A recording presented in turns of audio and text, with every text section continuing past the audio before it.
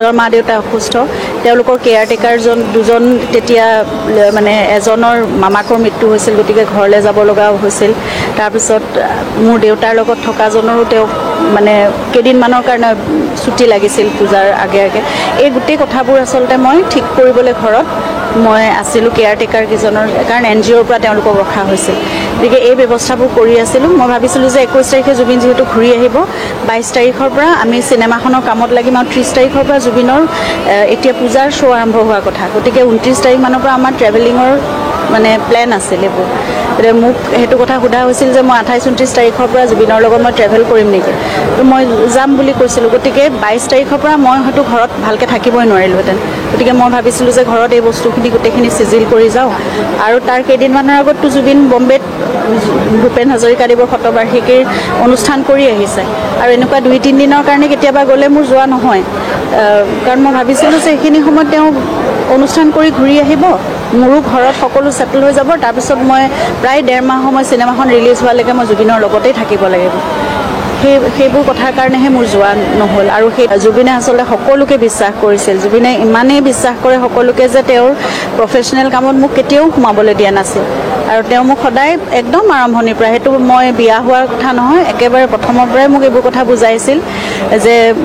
যেতিয়া NK production আছিল দেৱে বৰকটকী তেওঁলোক মোৰ ফেমিলি মোৰ ককাই ভাইৰ নিচিনা এইবোৰ ব্যৱসায়ৰ কামত তুমি মাজত নোসোমাবা কাৰণ যেতিয়াই আমাৰ পত্নীসকল সোমায় বা মহিলাসকল সোমায় ঘৰৰ তেতিয়া কিছুমান কথাত অসুবিধাৰ সৃষ্টি হ'ব পাৰে গতিকে তেতিয়াৰ পৰাই মোক প্ৰতিটো কথাত মানে প্ৰফেশ্যনেল কথাত মই আঁতৰিয়ে থাকিছিলোঁ কেতিয়াও মই সোমোৱা নাই মই ইমানখিনিও নাজানো জুবিনে কিমান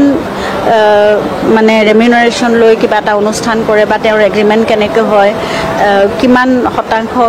কি হেৰি থাকে তেওঁৰ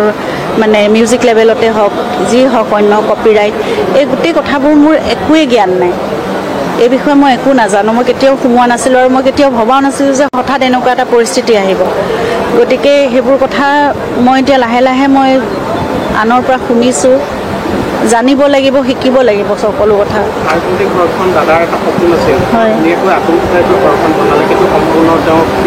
সম্পূৰ্ণ নাই হোৱা চাওঁ এতিয়া